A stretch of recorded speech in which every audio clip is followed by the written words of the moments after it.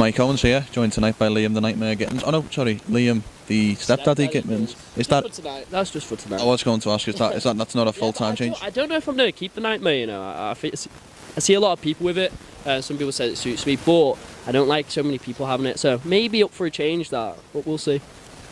You could be the only fighter in history to change nicknames fight over fight, you know, like make it personalised to your opponent. Am I the only one to do that? I'm sure someone else does that. It's probably been people who've done it once, you know, changed a couple of times in their career, but pair opponents. That'd be cool, wouldn't it? Where did that whole kind of come from? No, sorry, not the Nightmare, the Stepdaddy. Oh, so my opponent Roberto Hernandez was on like a series over in America called A Mama's Boy.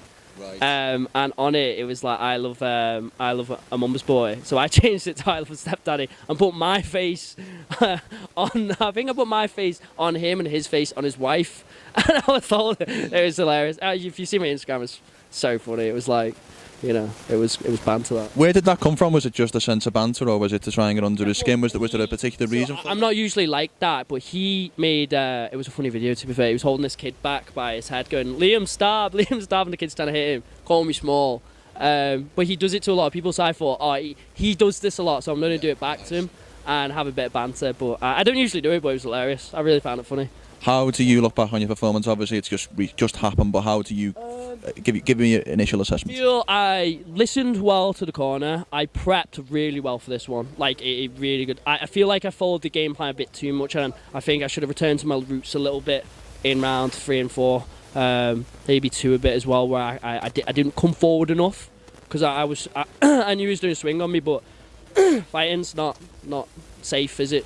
So I can't go, I'm not doing a swing on him and come forward and trade because he might hit me. It's a fight. I should do that, but I shouldn't do it all the time. It should be a calculated risk. So I think, yeah, I did good. Could have done better. Got the finish. Can't complain. It felt like the leg lock in the 3rd round was kind of his last desperation, chance to get that. How close was that? So it hurt, but I wasn't going to tap. It was quite close, yeah. The knee bar was closer than the heel hook, but they both hurt. But I wasn't going to tap, so he was going to have to take my leg home with him if he was going to do it.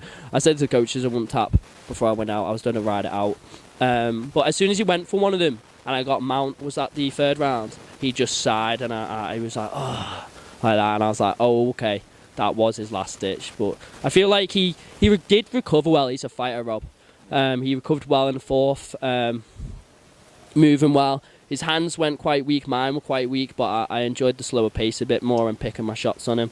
I think I should have gone to the body a bit more, but all in all, good performance, I think.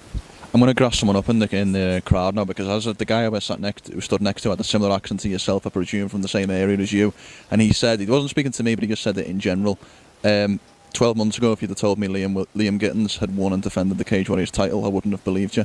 Can I ask, 12 months ago, did you believe you would have been in this position, or is this all something that you kind of believed in?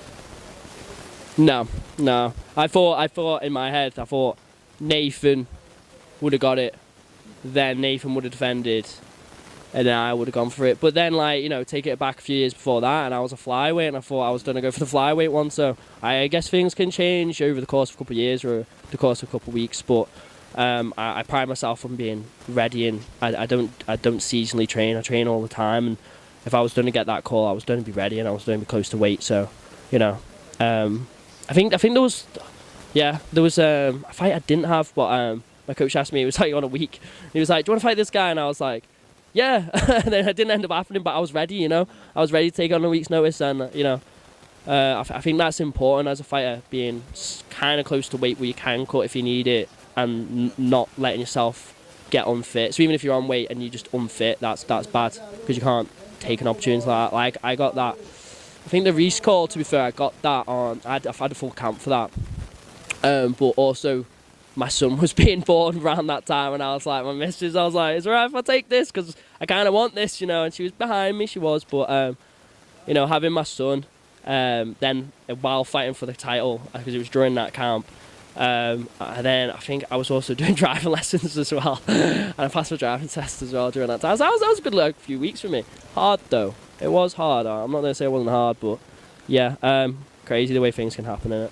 Last one from me, mate. Appreciate your time. We know what winning a Cage Warriors World title can do. We know what defending a Cage Warriors the world title can do in terms of interest from other promotions. Now, I know you've got a lot of love and a lot of support from the Cage Warriors team, but in an ideal world, what's the next step for you in your career? The ideal step now is the UFC or Contender Series. But ideal is UFC straight away, but wouldn't mind Contender Series if you put me in for that. But yeah, next step up, yeah. Perfect. Well, congratulations on the win and go and enjoy it with your teammates. Thank you. Appreciate that.